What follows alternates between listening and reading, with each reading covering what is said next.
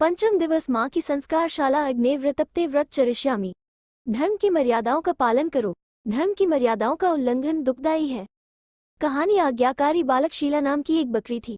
उसके दो प्यारे प्यारे बच्चे थे। शीला उनका बड़ा ध्यान रखती थी, खूब दूध पिलाती थी, हरी हरी घास खिलाती थी।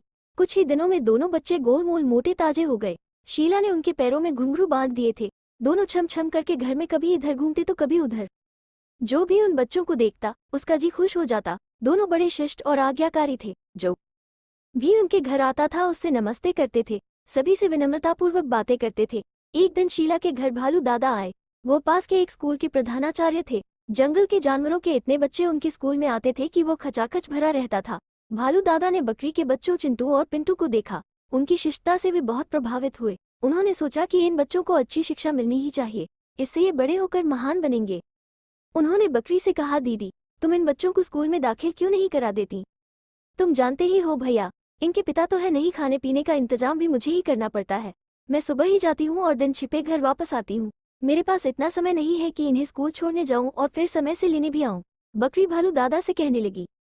पर ये तुम्हारे बच्चे तो बड़े समझदार हैं, अकेले ही आ जा सकते हैं। भालू कहने लगा, भैया कालू भेड़िया बिना किसी बात के मुझसे दुश्मनी बांधे बैठा है। वो इन बच्चों को भी खाने की ताक में है। रुधे हुए कंठ से बकरी बोली, घर अम्मा, हम कभी भेड़िए की बातों में नहीं आएंगे। घर से सीधे स्कूल और स्कूल से सीधे ही आएंगे। कृपया हमें स्कूल जाने की आज्ञा दे दो। चिंटू पिंटू दोनों एक साथ बोले।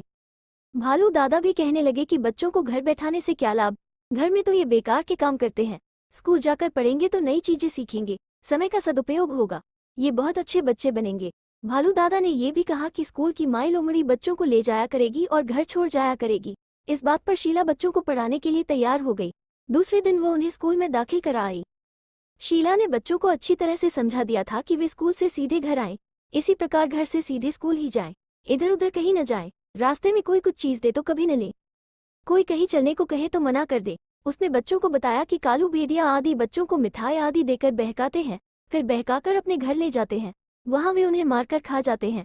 चिंटू पिंटू दोनों ने माँ को विश्वास दिलाया कि वे कभी किसी की बातों में नहीं आएंगे। कालू भेड़िए को पता लगा कि चिंटू पिंटू पढ़ने जाते हैं। उसने सोचा किसी प्रकार दोनों को पकड़ना चाहिए। एक दिन कालू एक थैले में रस भरी गरम गरम जलेबियां भर लाया। पेड़ के नीचे बैठकर चिंटू पिंटू का इंतजार करने लगा। कुछ देर बाद उसने देखा कि दोनों बच्चे हाथ में बस्ता लटकाए लोमड़ी माई के साथ चले आ रहे हैं। कालू बढ़कर बोला, लो बच्चों, गरम गरम जलेबियां खाओ। चिंटू को सहसा माँ की सीख याद आ गई। उसने जलेबी लेने से मना कर दिया। कालू ने बार बार कहा, थोड़ी सी चख तो लो, पर चिंटू बार बार मना करता रहा। हार कर कालू को वापस जाना पड़ा। पिंटू छोटा था, जलेबी देखकर उसका मन ललचा गया। भालू के जाने बाद वो बोला, भैया वो इतना अधिक था, थोड़ी सी जलेबियां चख लेने में हानि ही क्या थी? नहीं पिंटू, माँ ने मना किया था ना, माँ की बात तो हमें माननी ही चाहिए। चिंटू समझाने लगा। घर पहुंचकर चिंटू ने सारी बातें माँ को बतलाई। शीला ने उसकी पीठ थपथपाते हुए कहा कि तुमने बहुत अच्छा किया। बच्चों को पकड़ने वाले खाने पीने की चीजों में बेहोशी की दवा मिला देते, फिर बच्चों की गठरी बांधकर उन्हें ले जाते हैं।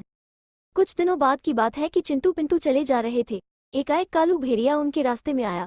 उसके हाथ में बिस्कुट का डिब्बा था। वो कहने लगा, लो बच्चों, ये तुम्हारी माँ ने स्कूल में खाने को भिजवाया है। कौन हो तुम? चिंटू ने हेचड़ाकर पूछा। अरे मैं तुम्हारा मामा हूँ बच्चों, तुम मुझे जानते नहीं? कालू कहने लगा, तुम हमारे मामा हो, घर आना, माँ से मिलना, तभी हम ये लेंगे। कहते हुए चिंटू आगे बढ़ गया। माई लोमड़ी ने कहा, ले लो बेटा, मामा से मना क्यों करते हो? पर पिंटू चिंटू दोनों ही ने बिस्कुट लेने से साफ मना कर दिया। वे स्कूल की ओर बढ़ गए। बच्चों को फुसलाने की कालू की सारी कोशिशें बेकार गई। अब तो पिंटू और चिंटू बड़े भी हो गए हैं। कालू भेड़िया जब भी उन्हें देखता है तो लाचार होकर अपने होठों पर जीभ फिराकर ही रह जाता है। माँ की आज्ञा पालन करने से पिंटू चिंटू दोनों ही भेड़िए का शिकार नहीं बने। अब भी वे अपनी माँ की हर बात को मानते हैं। यही कारण है कि वे बड़े गुणवान बन गए हैं। सभी उनकी बहुत प्रशंसा करते हैं।